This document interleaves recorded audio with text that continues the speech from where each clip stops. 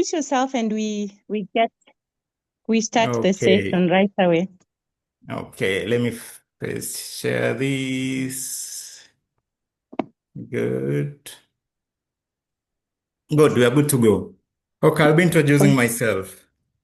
My name is Ansbeth Kevin, as you just mentioned.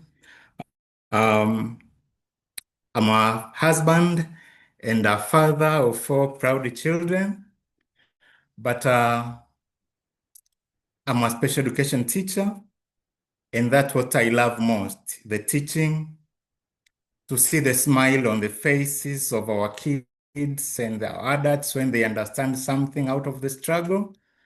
But also, I'm a counselor. I do counseling. I got my qualification from my Institute of Social Work. But also, 2 more to go. I also do behavior cognitive therapy, CBT, from Beck Institute. And one which I think we'll be talking about today is assessing. I'm also a certified assessor with the CPT3A. But out of all those, what I can say is my passion mostly is the teaching. So I mostly work on the teaching and I love doing that mostly. However, at time maybe during our presentation that can pull me more talking of teaching instead of assessment, please bring me back to the assessment. But those are my areas of expertise, and I enjoy doing all those for the best of our children and the adults around our community. So today we'll be looking at assessing when, why, and the myths around assessing dyslexia. I invite all of you. I hope it will be a kind of an open discussion, which will be available to share what we feel. So please feel free to raise up your hand at any time. And if I don't see your hand, I hope someone will be able to tell me that there is a hand. I want to find the best way of making it more interactive so all of us we can benefit from this kind of session. I'm aware we had some hot kind of conversation on our chat last weekend. I'm wondering if I'll be able to clear all the concern, but I believe if we make it a kind of a discussion, I'll be able to go through all those aspects. And at the end of the day, the aim is how best we can support the children we're having around us, but in Tanzania in general, because I know the number is high, but still they don't get this kind of support. Maybe it's because of the awareness and then the understanding of this dyslexia and the assessment and what the approaches are available. I think from this discussion can be maybe a way forward of being able to support the need we're having around. So our discussion today will base on why assessment matter. Why do we need to assess? Is it necessary? We're also going to look when to consider testing. Is it the right time? Is it the right time like now? The right time for assessing? We'll look at that. What are the common myths? We'll try to clarify them. What are the wrong things I've said about assessment and what are the truth about all those? And at the end, we can see what might be our takeaway for the things maybe we can try doing at our home, specifically for those who are having the kids who are struggling with this kind of need. Yeah. I added this slide just if we have somebody who is new to dyslexia, so he or she doesn't get lost. I'll try a bit to explain from what I believe is dyslexia, and I've tried to opt the current definition from SACC, the guidance they gave us. I tried to copy and paste 4 of them, which will guide us a bit to understand what's dyslexia. At this essentially, how do we define dyslexia? Dyslexia is primarily a set of processing difficulties that affect the acquisition of reading and spelling. It's not a disability of reversing letters, no. Neither it's not a difficulty of vision of reading, no. It's just a processing difficulty which affect the spelling and the reading.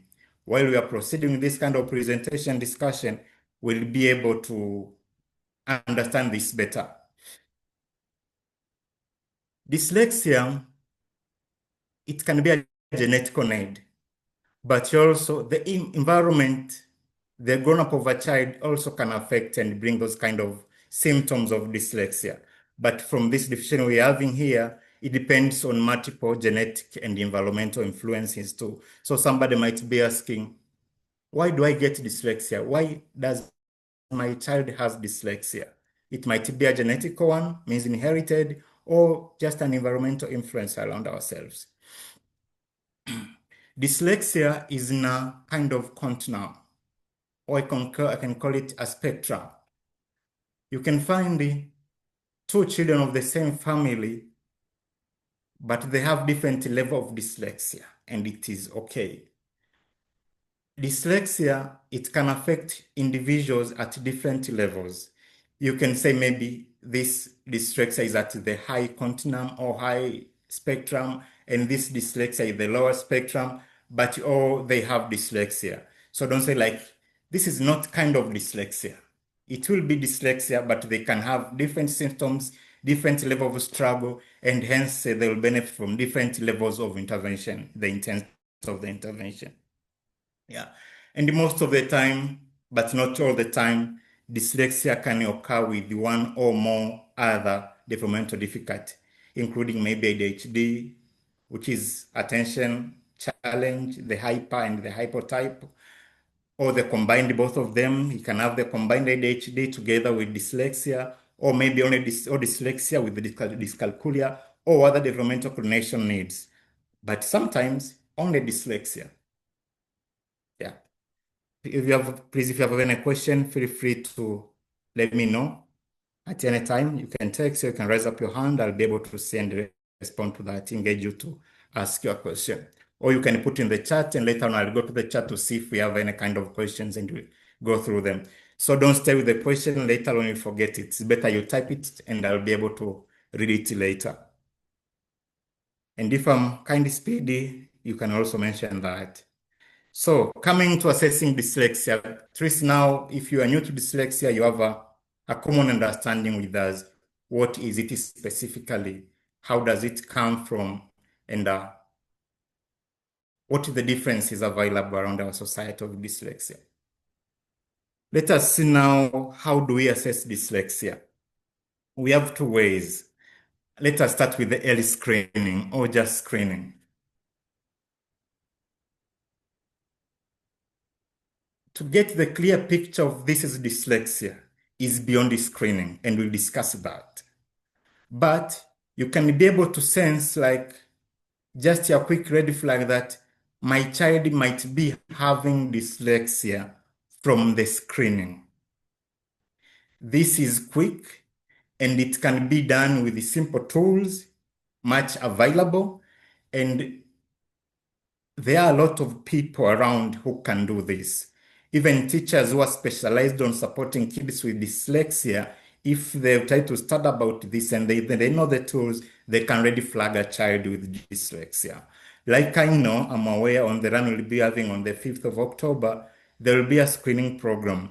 And I think from this, we'll be able to know that it is important to be part of that if you have worries about your child.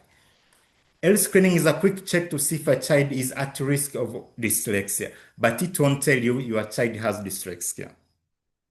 These are short tasks, questionnaires, and checklists. It gives the indicator of maybe is in the low, moderate, or high risk of dyslexia.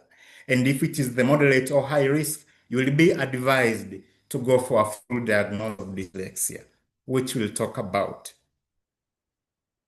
Specialized teachers, qualified assessor, education psychologists, they can assess dyslexia. They can screen dyslexia.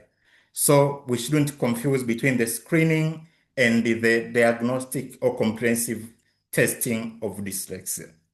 The screening is a quick one and it can already flag like, oh, your child might be having dyslexia. And at that time, you might need to go to do a full dyslexia. On screening, the report, you won't be given a report, which will be showing maybe these are the intervention, do this at home, do this at school, try this, try this, try this. But with full diagnosis, you'll be able to know all those aspects. With the screening, you won't be able to be told what are the potential of your child, because on assessing, we are also assessing that.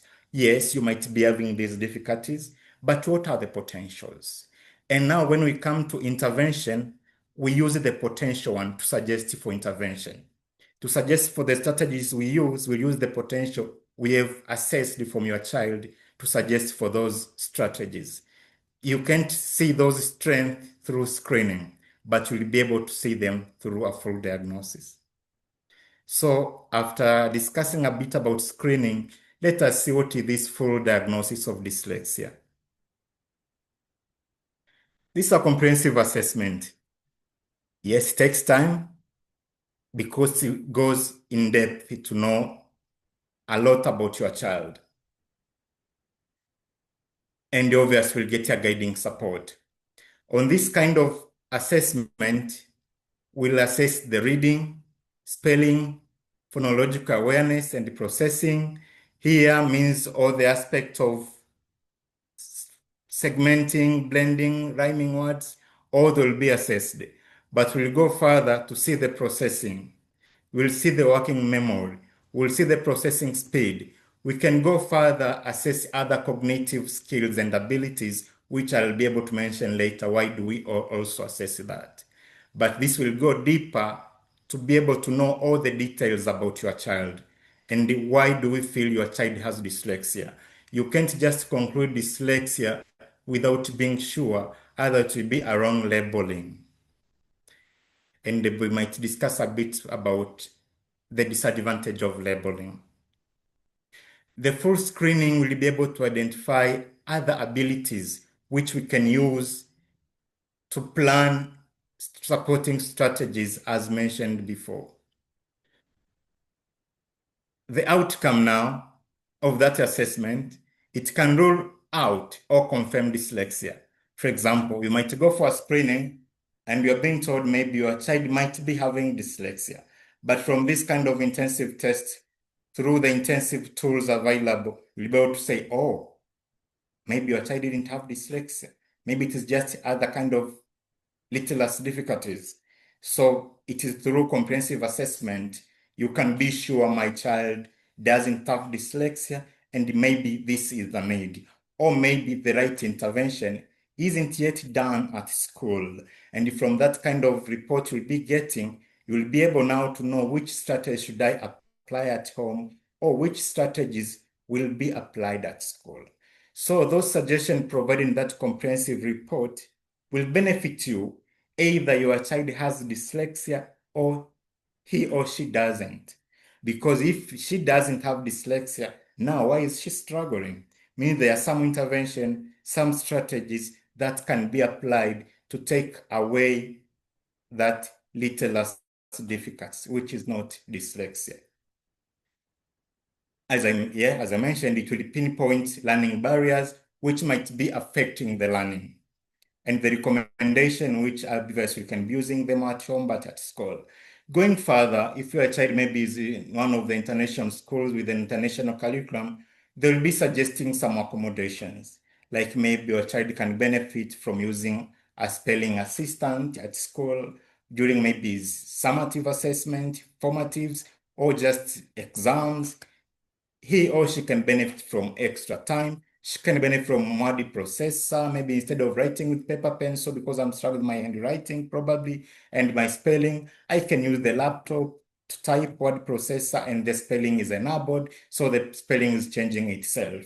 All those accommodations are available just to remove that kind of, what can I say, some kind of a pressure or burden on the shoulder of a child. The international curriculums are accommodating that. However, and sadly, our national curriculum hasn't yet approved those kind of accommodation during our exams. For what I'm aware of, are those only maybe who are having the physical disability, maybe I can't see, I can't hear. Yeah, those I know they are getting extra time. But for dyslexia and the other needs, I know it's kind of still challenging. But I believe at least now our government is recognizing these difficulties, maybe dyslexia, dyscalculia, and all the other learning difficulties. I think that is one step towards being able to accommodate those in our teaching, but yes, in our assessment. I wonder if I'm making sense. So that is how we go deeper to assess dyslexia.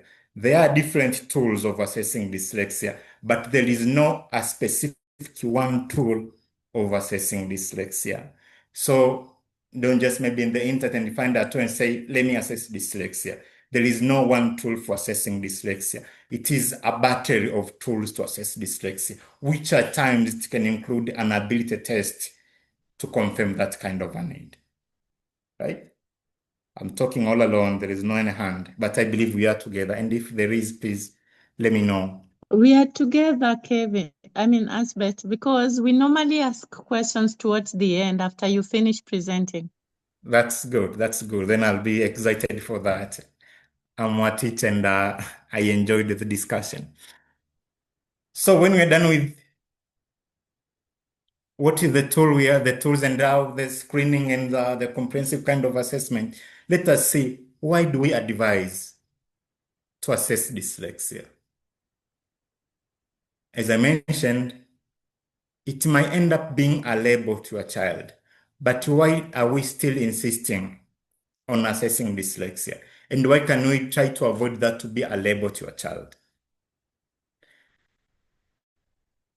Early knowing is so advantageous for our children because they will benefit from early intervention. When the support starts immediately, when they're still young, we experience quick improvement rather than when the right support starts later. And the support might be different when now I know as a teacher this child has dyslexia and those are the strategies recommended and I have to apply them this way and this way. Because when we realize a child has dyslexia or just an intensive kind of littleness or even other difficulties, learning difficulties available on our world, obviously recommend for an IP or a support plan according to the need of the child. Will it need of modifying the curriculum or just accommodating the curriculum? If we need to go and modify the whole curriculum of a student, then we will go for an IP. And if we just are going to accommodate the same curriculum available of the same age expectation, then we will go for a support plan. Now, that support plan will include all the strategies that will support your child. And the obvious, it will be including you parent for the inputs. And it will be timed. It means it is going to be reviewed after some time because the goals will be the SMART goals. So if it is not confirmed as a need or dyslexia, you won't be able to go for that kind of support. Because I believe on that document, either IEP or support plan, those goals, because they are intensive, they are targeted, they are individualized, they will pace up the improvement of your child rather than going the normal way. Like, I feel my child is struggling in the writing, but can you try to support more? Can you try to do things? That one, now the support is more intensive and it's targeted on a specific area. As I mentioned before, that kind of document will enable your child to get other accommodation, like additional time, like spell assistant, like word processor, and other support. And I'm mentioning this because I know not all our children are struggling with dyslexia, either just attention difficulty or other disability like dysgraphia and so forth. It is important to assess that difficulty and having these accommodations. I'll give you a quick example of my journey of learning myself. I like doing this and I always see the positive while doing that. Even today, if you ask me to write with the paper pencil, my handwriting is so weak. So weak, and it was weak since I was young. From my nursery, going to the primary, I came from our usual shule za serikali program. So I got a lot of being beaten on my fingers, bang my fingers because of the handwriting, and still it couldn't improve. Until I went for special education studies is when I was sensing like, do I have dysgraphia? Is it? And when I tried to go for testing, and yes, it was dysgraphia. And later on in college is when I was able to type. And now I do most of the typing and not of the writing. But it's the struggle across from our old school. And the challenge our kids are going through is they will be assessed academically basing on that. Like, because I can't read your handwriting, there is nothing I can mark here. You get your red lines and you get 0, or instead of 90, you get 60, something like that. But if the right accommodation was done, maybe now for you, instead of writing with paper pencil, you can type. Or instead of writing your answers, can you tell me your answers? Can you speak out? You'll be able to get to the clear picture. For other, even the other barriers, we have to go into removing those barriers. But we can't remove those barriers without knowing the need itself. So assessing dyslexia is very important. Another reason why do we need to assess dyslexia? It is enhancing self-esteem of a child. It's good to know you have a need, but it's good to know that this is not a barrier for me to achieve. It's just a need, and I can still make it with the right intervention. That kind of understanding brings kind of confidence, self-esteem. Yes, I have a need. I know what the need is, and I'm on the right track because we are doing the right thing. It will even lower the pressure to you as a parent after knowing what is your child is struggling, rather than speculating, maybe this, when you know they will tell you maybe it's just the general intelligence is low. It's just, I know there are a lot of names, Mzito, and all those kind of labels. They will come if you don't get yourself out and try to find what is it specifically. There are a lot of labels in our school for the kids who are struggling. Can make one of the statement which I enjoy listening, but I don't like it much. You hear maybe from the conversation of our education system, next maybe you'll see they have KK tatu, kusoma, kuandika na kuhesabu. You'll be like, wanakwambia the child maybe is in darasa la 4 standard 4 and is not able to read and write. You as a teacher, what are you doing? My mind quickly tells me the child who is in grade 4 and is still struggling to read and write, to read and spell and write, it might be dyslexia.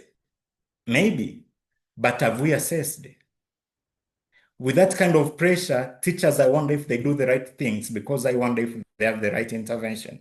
But I think the understanding of knowing why is he or she until standard 4 is not being able to read and write, that was the first thing to do before going to the intervention.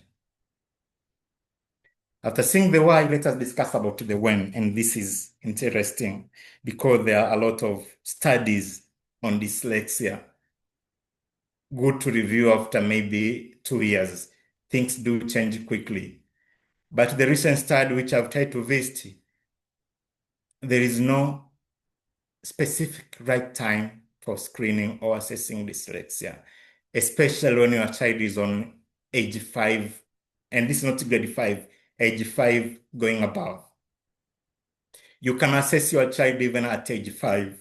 If you see your child is still struggling with the phonics, letter recognition, reading fluency, despite the good teaching in practice, your child is still struggling. You can go for this.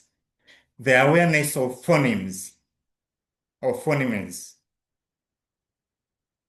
How can I bring sounds together? Maybe segmentation or chunking, like k, at.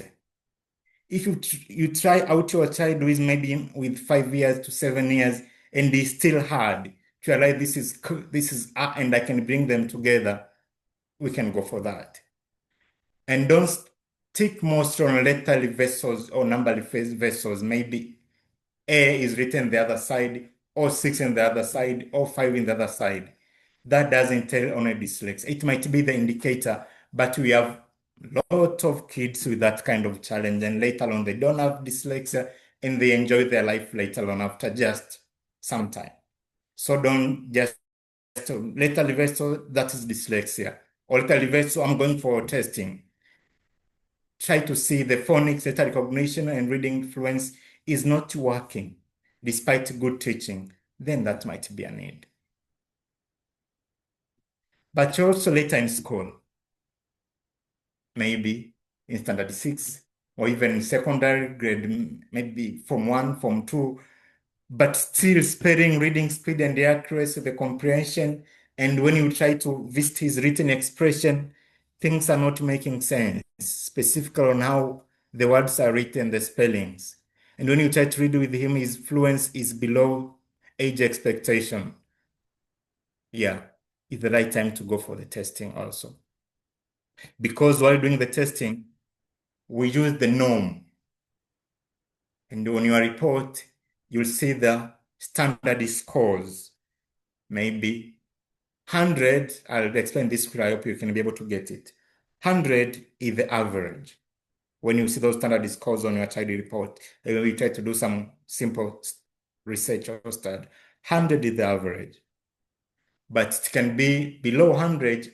Below 100 might be below the mean. What does the average means? The average means if your child is 9 years old and he got 100, means he's working at the same area or the same level with the peers of the same age. Below 100 might start now to be below the age level, but still it might be within the confidence interval. Maybe 90 to 100, 110 is still within the mean, but also 80 can be, but from the guidance we are having so far, anything ranging below 84, 88 might benefit from accommodations, means it might be a need. So the right place to go is for testing and not just assume from the internet or just the quick testing we do around the internet. But also dyslexia can continue to affect you later on, even high school, because for where I'm working here, we have the diploma program and they are grown up of 17, 18, and we sense dyslexia at this age. Why? Because now the workload is more intensive, the demand is so high, the frustration will come out if these barriers are not removed. And so we go to assess their dyslexia need or the difficulties at this level. So there is no right time for testing, but don't go for testing below 5. And the other study, they tell you don't go for testing below 6.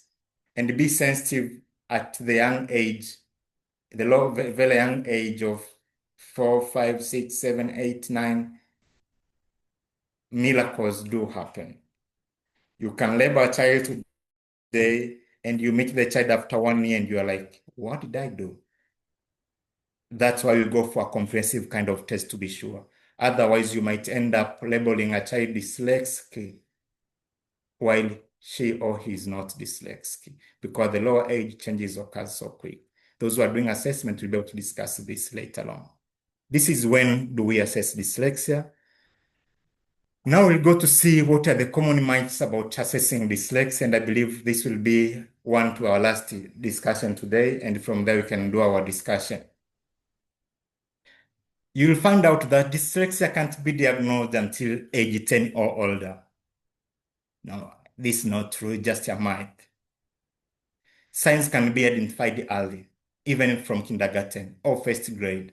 Waiting too long can delay support. Build the rapport with your child teacher. Make some kind of an open discussion. Your child teacher can tell you things. The research tells us that parents know more than teachers, and I strongly believe that you know more than teachers, but sometimes you try to assume not knowing. So it's good chat with your teacher, the teacher of your child, if you feel you have some kind of concern. And during the testing, make sure the testing, if you are going for diagnostic support, obviously the assessor will engage you as a parent, give your inputs, but also the teacher to give the inputs too. Yeah, but dyslexia can happen and you can see it even before, after 5, 6, 7, 8, don't wait until above 10.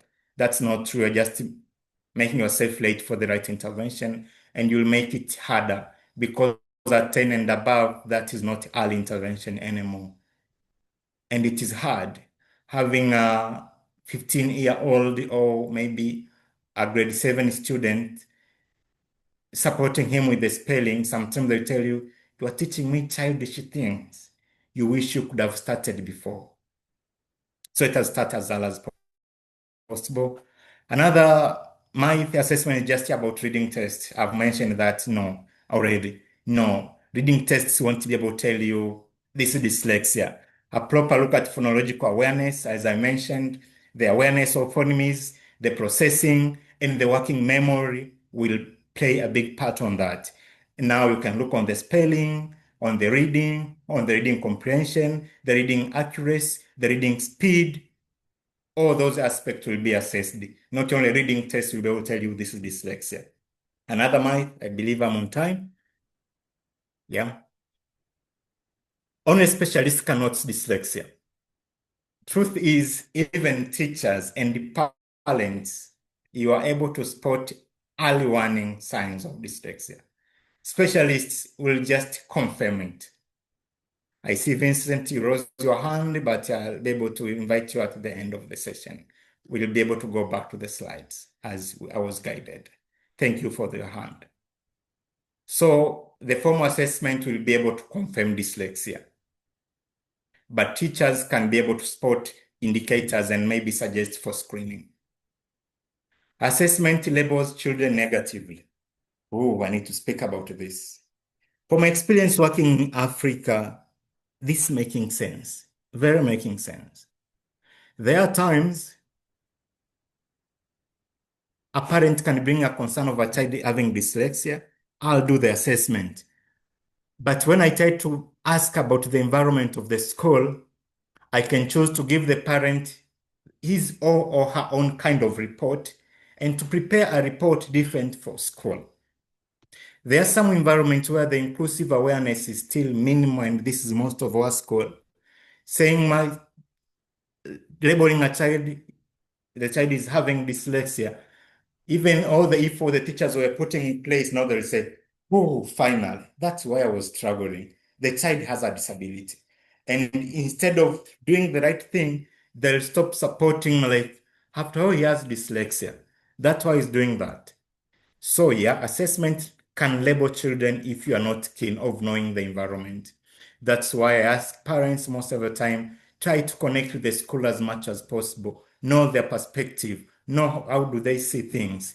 Instead of telling them dyslexia, sometimes I can just saying, just little difficulties, do this, do this, do this, do this, and this, something is going to happen. So having the proper report will guide the teachers on how to support kids. That's on just telling them is dyslexia. But the aim of assessment is not to label, but is to explain their challenges and guiding effective support. But that has to be done right, especially on our developing countries like Tanzania, Kenya, and the rest of the countries. Yeah. I've spoken about this also, single test diagnosis. There is no a single test that can diagnose dyslexia. Or maybe a single IQ test or a reading test is insufficient. Another myth which is wrong, overemphasis on IQ testing. IQ is intelligence quotient, the ability. Researches are showing us different things now. Before, it was a must that you have to do an intelligence test to confirm dyslexia, maybe to compare the results and see maybe, oh, because he has the high IQ level and is still struggling with reading and spelling, this is dyslexia. But things have changed now. You don't need that to confirm dyslexia. However, assessing intelligence or IQ or ability is also important because to guide you who is writing that report to identify the potentials of a child. When I'm doing a cognitive kind of test like that, I'll be able to know the ability, the processing, problem solving, the oral comprehension, on the all other aspects. So on the report, I'll be able to say of the needs, the difficulties, but also the potential. And I can structure the suggestions or accommodation or strategies and recommendation focusing on the potential of the child. If your child, maybe the visual processing memory is quick, I'll suggest more of the visual things to be applied. And maybe if the visual memory is weak, I can go for another auditory, maybe loop. And now we'll focus more on the listening things and giving the instruction that way. You won't be able to know all those aspects if you want to be able to run these kind of intelligence or ability tests. So it's also important to run that, but that only want to be able to tell you dyslexia, and it is not the must to do that. Other parents, they say, I don't want to assess my child's intelligence. I just go for achievement test. It's not quite good, yeah. You just give the freedom for assessor to be able to do what he's doing. But also, it is not true, maybe dyslexia is those who are having weak intelligence or on the other side of the intelligence score. Not at all. You can have a child who is with very high intelligence but is dyslexic, another with the normal intelligence and not dyslexic, and even maybe lower intelligence towards maybe an 8 and something, but still is not dyslexic. Yeah. Going to the last now, after looking at what are the which are not true about assessing dyslexia and what might be we should say no about them, I added this slide on what can you do at home while waiting to assess your child. Maybe you're worried, my child has dyslexia, oh, he's struggling in those kind of aspects. What can you be doing at home? These are the strategies which we can implement at home. I'll be go through some quickly, and I'll start with this. Slow down. That is my famous strategy. I share it with other inclusion practitioners, teachers, and the parents. Try to slow down to this kind of challenge when you are supporting them. No, not only dyslexia, even other kind of difficulties. Most of the time, they are processing slow or a lot of things in their mind. Try to slow down. It's very important. But you also be aware of the emotional state, frustration, specified for parents. You are trying with your child and you're trying again, and you see it's not working, and you see the other child you're having, things are moving, you become frustrated, sometimes unknowingly, but your child is able to know that you're frustrated. And that will move out of you to him or her. So mind your mental health, mind your situation, because dealing with these kind of difficulties at home, at times, they can be frustrating. Seek support when necessary. Yeah, I think that is good when you're supporting a child at home, because I know you can stop supporting your child at home. At home, establish a calm, organized space for study. It is important. Praise effort, persistence, and strategies used rather than only outcomes. Even if it's trying to shout a certain thing, even when introducing a new strategy and deciding to use it, praise that, don't wait for outcome. Reading for kids with dyslexia is hard. It's like gradient. For you pushing something on a mountain, the kind of difficulty you feel, the same kind of difficulty your child who has dyslexia is feeling when reading. So not on the time, focus on the paper only or books only. Try to pair audiobooks with written text. While your child is able to read maybe through your phone or tablet, there is a sound behind it, reading that text for him or her. That's good. You'll be able to follow up and do. Also try to read with them as much as possible. Regular communication with the school, that is really very important. The same way you are struggling at home, even teachers are struggling at school. You're having one child at home, maybe two siblings, but a teacher of your child with dyslexia has the other 25, even other school, even part and more, same class. The frustration is real.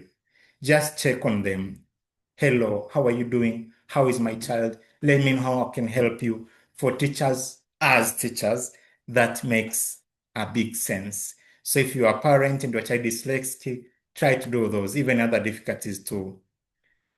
Try to explain dyslexia to your child to understand it. As I mentioned before, it's not a limitation. You can use as a potential after knowing other strong areas your child is through the right accommodation. Another one is just multiple sense learning, encourage touch, sound, especially if your child is still very young. Thank you. That was my last slide of long presentation I had. Thank you for listening. Now I think we can welcome questions. Karibuni sana. And now we can have our discussion. Should we start with Vincent? I see your hand is here. Yes, Kelvin, thank you for this presentation. Some will be comments, some will be part of us wanting to know more about some of the statements that have been mentioned in the presentation. Like for instance, the IQ tests, intelligent quotient. I don't know, but maybe I can be corrected. The Stanford Binet Intelligence Test is one of the oldest tests that people normally used. And if you look at what it's testing, it normally tests working memory, which you have just said is part and parcel of what we normally do in terms of assessment to find out or to suspect a child has dyslexia. So I don't know about it. Maybe you can comment about the Wessler intelligence scales and the Stanford Binet, intelligent. I know you're aware about these tests. So I don't know if we can just rule them out. I don't know, but maybe you might comment about them later on. The two tests that I've just mentioned, plus the Woodcock-Johnson test, which is a cognitive ability test. See? So I think these tests are fair enough to give us some kind of cognitive kind of skills in a child, which will also translate to us being in a position to say, okay, fine, there are some things that are lacking, but these tests are going to, because these are standardized tests. So I don't know what you're going to comment about that. So that was part one. And how do we conduct, which kind of tools do you use in terms of the comprehensive assessments that, are they standardized to enable us to say that, a child has some characteristics of dyslexia? And if at all, I'm just eager to know, is it that the comprehensive assessment will focus on diagnosis, and are we permitted to diagnose to diagnose a child in a school setting? Those are some kind of gaps that maybe can be addressed by you or any audience in this platform. And the first slide was very interesting, and I just noted some things that where can you state that a child is at a low and a moderate? How do you separate the two? That this is a low and moderate kind of dyslexia. What is the borderline, so that now it can be clear of? Are there any scores that you say, okay, when a child gets this to this is a low level, or when a child gets to this is a moderate? And what informs us to say that a child is at a low and moderate level? I think I'm a bit I was a bit confused with those issues. So if I can just get some responses from that level, I will come later with some other aspects. Thank you, Kevin. Thank you so much, Vincent. That was good. Take me back to that. That's interesting. We'll try to go much deeper on that. An interesting topic. Yeah. Should I first respond to Vincent? And I believe from that response, you might have some other comments just from what Vincent had just said. Thank you so much, Vincent. Intelligence quotient. There are different theories regarding intelligence. For me, I can maybe go the latest of Ragnar and who try to describe intelligence in a very positive kind of way, the way I see it. Like there is a general intelligence here, but there are specific intelligences, like numerical intelligence, like little intelligence, maybe kinetic intelligence, are good at dancing intelligence. So there are different kind of intelligences. And when we speak about assessing intelligence or assessing ability, we are guided to use, for example, let us speak about one tool, which I almost used, the WISC-5. Is the current tool and it is working so well. We have to assess different and a lot of aspects. They are guided there to be conclusive of intelligence.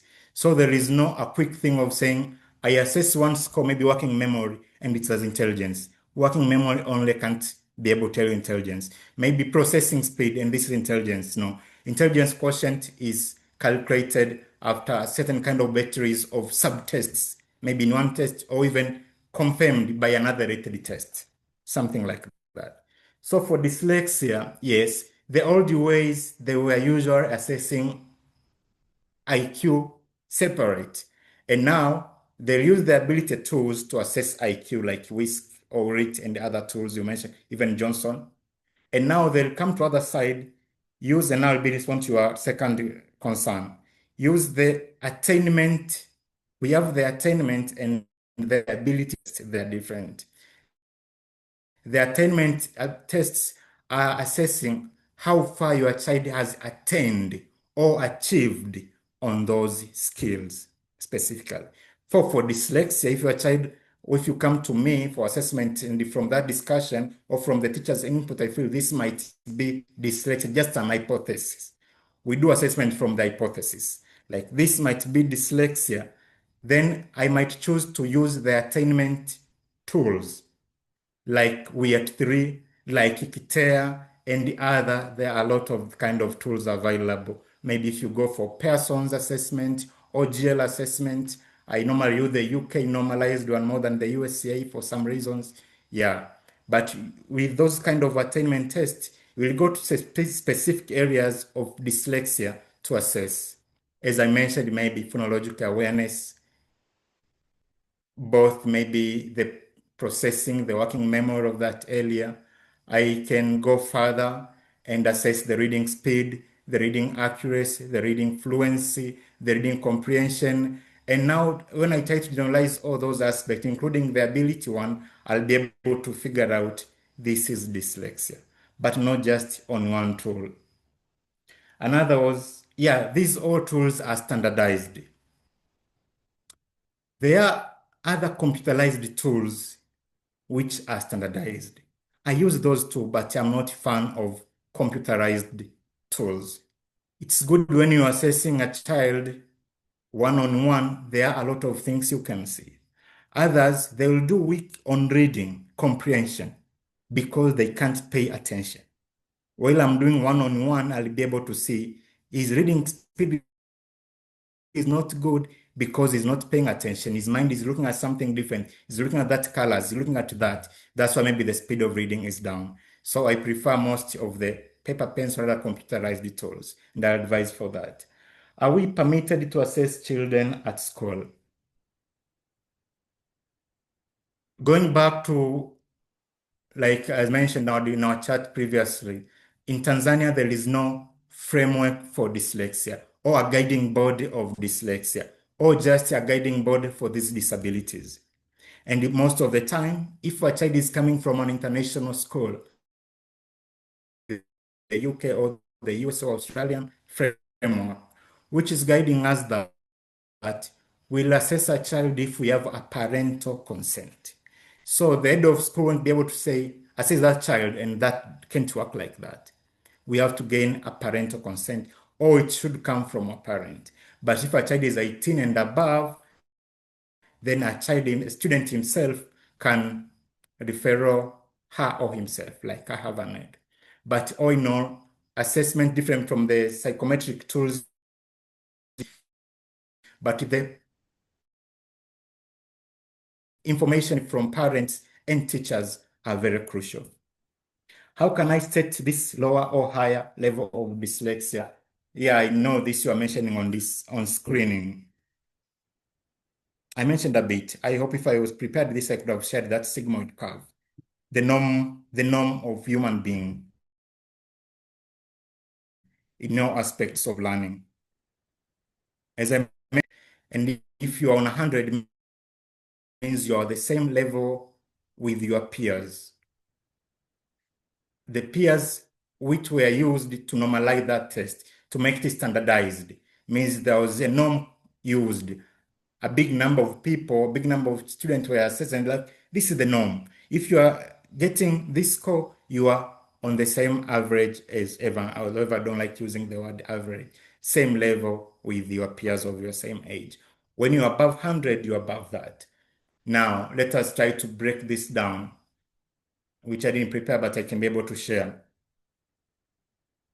90 to 100, if you go to WIAT or WISC, you'll be able to get that curve in your Google. WIAT intelligence score, IQ intelligence, you'll be able to show that. 100, maybe 90 to 109, somewhere there, that's the mean. Means your child is within. 90 and going 80 something, going to 70, it is a low average. I mentioned with the British framework, I can apply for access arrangement accommodation if a child is on 80 something, maybe below 88. Maybe you will need a reader for your assessment if your score is below 88. And if I apply to the Cambridge curriculum or to the IB curriculum, they acknowledge that. Means that on the low average can be an indicator. Like your child might be having dyslexia, but it is might because not assessed yet, but it is moderate. But if it comes, it is on 56 to 67 or 60 something, that is really below average on those on that sigmoid curve we'll be visiting later. And now that can you visit a clinical psychologist around? Oh, is there anyone who can do a testing for you, a comprehensive one? Means I've felt there is a need. And those are the aspects I mentioned on the screening, which can be the processing, phonological processing, awareness, spelling, reading speed. Those are the common things assessed, which won't conclude dyslexia, but can flag it out. Maybe 7 to 8, I would recommend try to work on this strategy. If they don't work, please see a clinical psychologist or an assessor. But if to be in the very end of that curve, I'll advise you to do that immediately. I wonder if I've tried to answer your question. Yeah, But suggesting the tools, I want to give you just one tool. There are multiple tools. It is best to assess the validity and reliability of the tool. If you go to Pearson's, you'll find more than 100 tools of assessing this kind of either attainment or ability. But try to study those tools, try to assess their validity level and reliability level. And that maybe you can benefit from quickly after seeing the confidence interval. Maybe I'm assessing a child and I got a score of 90, and those confidence intervals are telling me the actual, because all the tools, they're a marginal error. That's why we give the standard score in a confidence level. Maybe I assess your child has 90, but I can tell you maybe the score is between 85 and 95, in between. Those are confidence intervals. If the confidence intervals are so spread, maybe plus or minus 10, means there is a chance of the validity to be down. So I think knowing the validity will help you to go for those. For me, I mostly use the WISC and the WIAT for attainment and WISC for the ability, and I use Kitea to just confirm the WIAT scores I got. Yeah. Was that helpful? It was, however, the norm curve that you have talked about, the norm, which gives us the SAS, plus the times and the NPR, if you're aware about the terminology. Can the I share NPR, with you? national percentage ranks.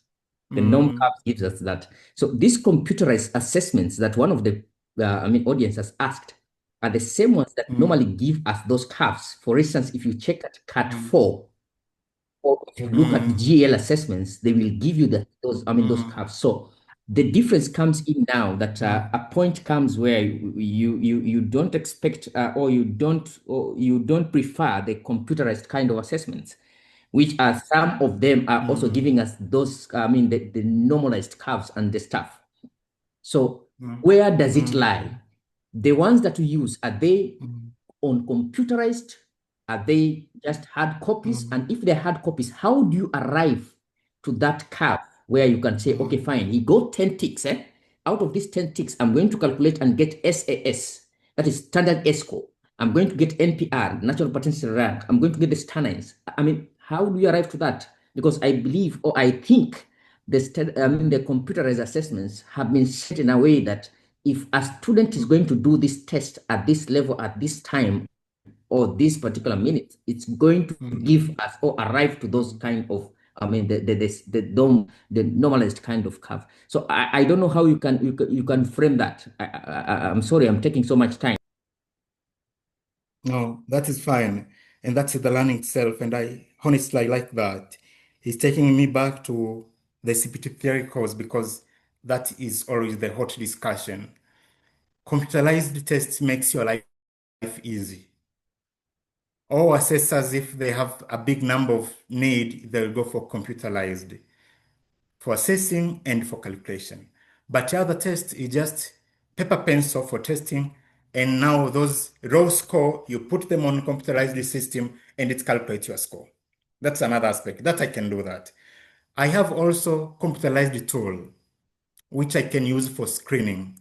For example, today I can share with you some from GL, like class and lucid recall. Those, they can screen quickly dyslexia and tell you probably somebody might be having dyslexia. If I have a big number, I can screen the whole class. And from 50 students, I can just suggest for full diagnosis for 5 or 6 students, or even none out of those students have screened.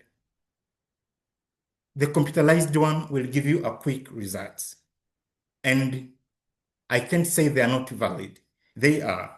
But for my philosophy or the way I've been with my experience in assessing, I needed to interact with the child during the assessment. As I mentioned, there are some environmental factors that might affect the assessment. Maybe while he was on a computerized test, somebody knocked on the door. And she said to say who was knocking on the door. The time won't be waiting. But if I was the one assessing with my timer, I can stop and restart again. But the computerized one won't restart again. So the environmental factors, they have to be well maintained. But sometimes the environmental factors are personal.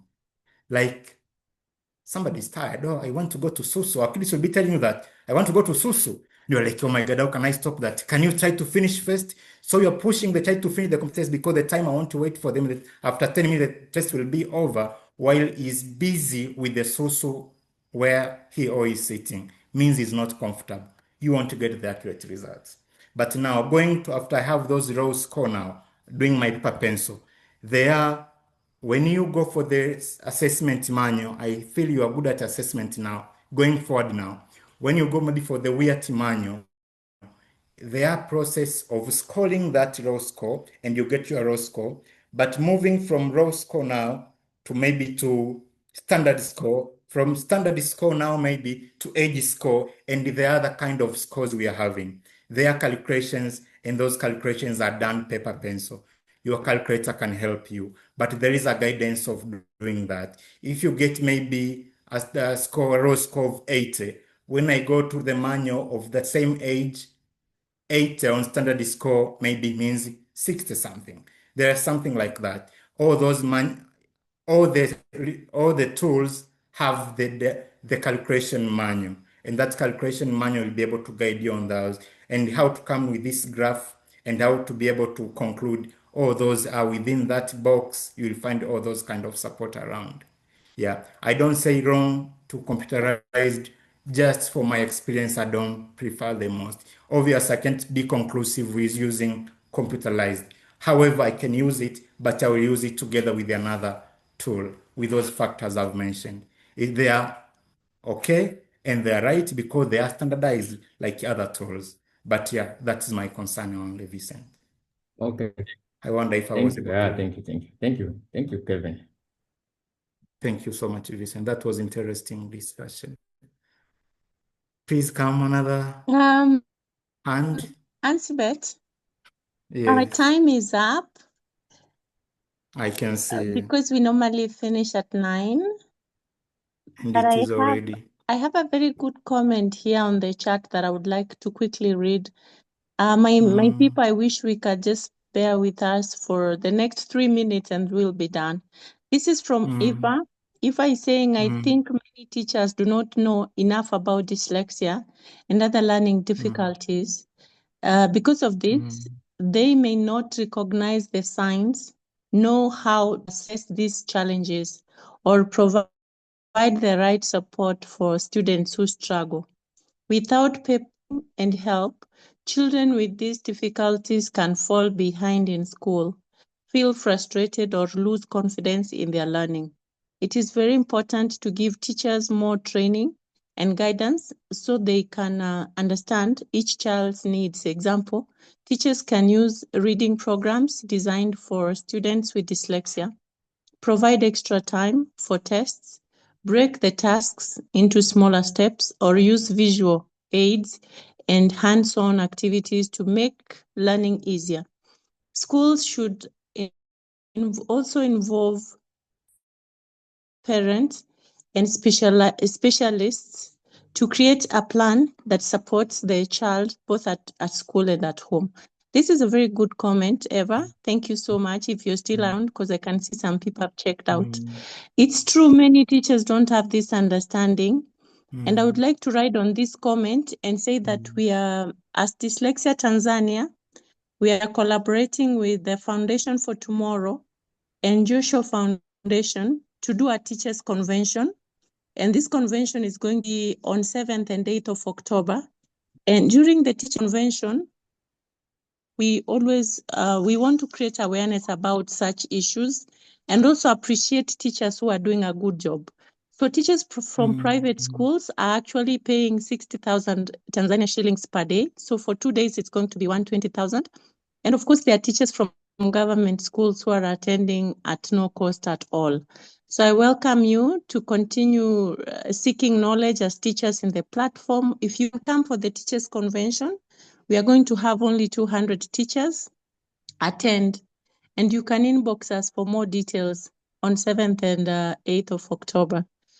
Carol K says, wow, thank you for the presentation, Kevin. Carol K comes to us from Uganda. Thank you, Kevin. I appreciate that. From Lucy Waiterero, this is from Kenya. Fatma is saying, hello, I have a concern of parents who go through a difficult time for their teens who struggle in class due to challenges they face in reading, comprehending, and understanding concepts. Since the diagnosis could have been delayed, what interventions can the teachers and parents provide to help the students? This is a question to you, Kevin. Quickly, if you could answer it. Fatma asked it. Yeah, I think I discussed that on my last slide, didn't I? Share those strategies. I think I shared some strategy on the last slide, right? Yes, you did There's share some some slide I strategies. shared there. I think, yeah, on the presentation, you should be able to know what things can they be doing at home, but also at school. Thank you, Nice. Fatima, for that. Thank you for that. Yeah, Lucy, on the last slide. thank you, Kevin. Do you follow the child to adulthood? And how do you support adults with dyslexia in Tanzania? This is a question to you, Kevin. This is interesting. Yeah, I do follow up on children on how they are growing up, and most of them until they go to college, and I can give them some, even those reports, psychometric reports, take for those kind of accommodation.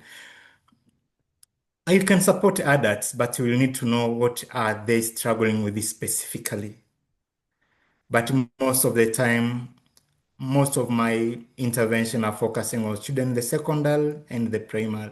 But also I prefer most when they're still young for the early intervention. But making a follow-up, yes, we do make a follow-up in school. How are they doing? Especially now we're coming to review the support plan or the IP. We'll be able to catch up with the school, how things are and how the child is doing. So I make the follow-up, and it's good to do that because otherwise they'll be lost on the way. They need support throughout until when they are independent of that kind of challenge, and which most of the time it is hard to achieve. Yeah. Thank you for that, Lucy. I wonder if I was able to answer your question.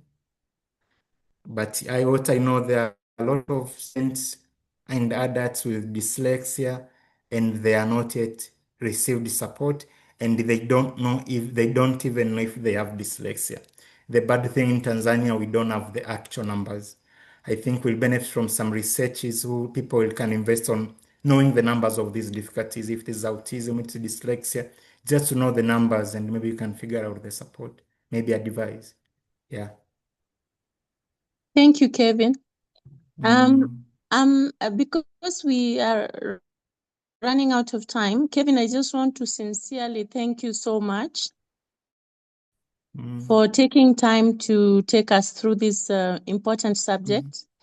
And I look forward to seeing you on 5th of October when we are doing a marathon. You sounded very deep in matters special education and even assessment. Actually, when you were presenting, it dawned on me, you made me understand what, when I was partaking of my son's assessment, the person who assessed him actually preferred physical assessment as well. So she did an online and came physically to meet my son. So I think she shares the philosophy you share as well, that being physically there makes a whole difference. Makes And a difference. yeah. So you made me understand what my assessor was doing when he was measuring the levels. If he's within a certain scale, I didn't understand that that scale represented the normal of the age group expected. So in your presentation, I actually got to understand.